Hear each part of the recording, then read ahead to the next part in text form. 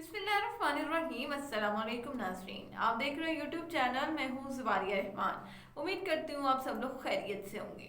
मीनार पाकिस्तान वाक़े से जुड़ी दो अहम शख्सियात रैम्बो और आयशा की एक और ऑडियो सामने आई है। ये ऑडियो इस पूरे वाक़े की जो प्लानिंग है उसके हवाले से बड़ी अहम जो किरदार है वो इस ऑडियो का है। इस पूरे केस पे जो कि सामने आने से जो है वो ये पता लगता है कि किस तरह से इस होलनाक वाक़े की प्लानिंग जो है वो कई दिन से चल रही थी। खैर, पहले भी हमने आपके सामने एक ऑडियो का जिक्र किया था कि जिसमें ये आपस में भत्ता वसूल करने की या ये कहा जाए कि मज़ीद पैसे हथियाने की बात कर रहे थे रैम्बो और आयशा आपस में कि 5-5 लाख जो है वो मुलजिमान से जो इन्होंने गलत शनाख्त किए थे उनसे 5-5 लाख ही मुश्किल से निकल सकते हैं क्योंकि तमाम मुलजमान गरीब हैं।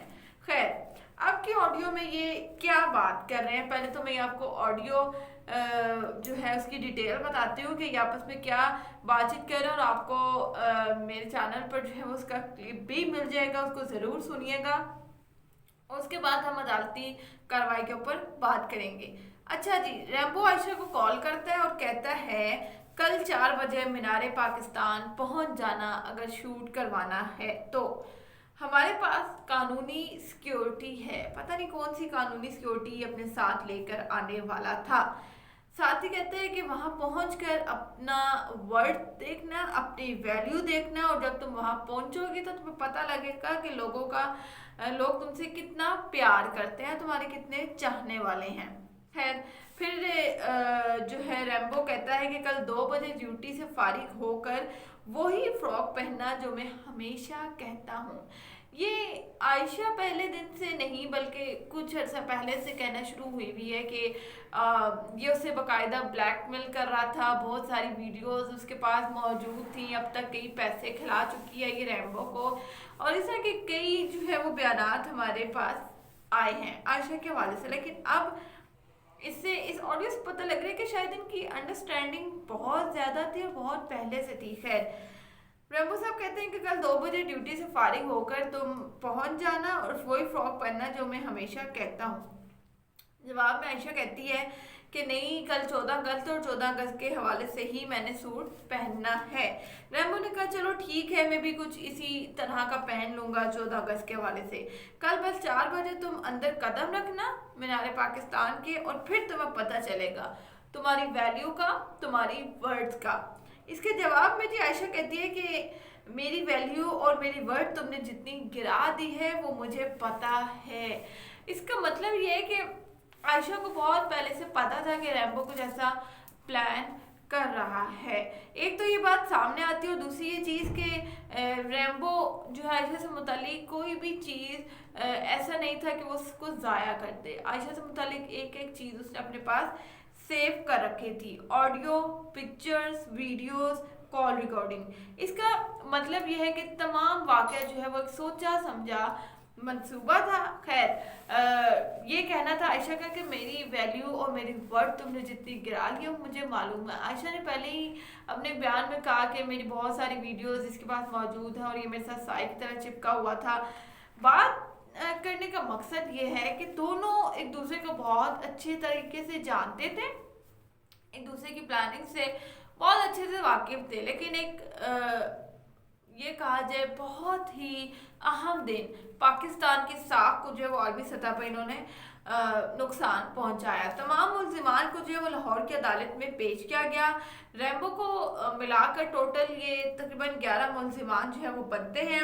मुल्जिमान का जिस्मानी रिमांड मुकम्मल होने के बाद उनको अदालत में पेश किया जाता है।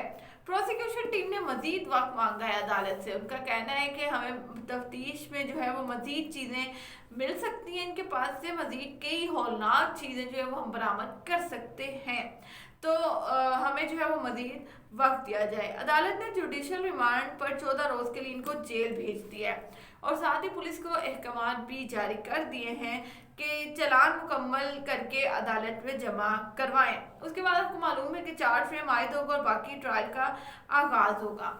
वीडियोस, ऑडियोज, बल्कि कहा जाए कि एक ऑडियो आती है, फिर दूसरी ऑडियो आती है। किसी ऑडियो में ये मुल्जिमान से जो है वो भत्ता लेने की बात कर रहे हैं कि एक की सूरत में जो है वो उनको जमानत मिल सकती है, उनकी इस केस से जान छुड़वाई जा सकती है अगर वो उनको 5-5 लाख रुपए दे दें। इकरारुल हसन साहब बहुत इस केस में जो है उनको तनकीद का सामना करना पड़ा, लेकिन फिर आपने देखा पूरी कौम से उन्होंने माफ़ी मांग ली और कहा कि आयशा को बहन कहने पर शर्म महसूस हो रही है।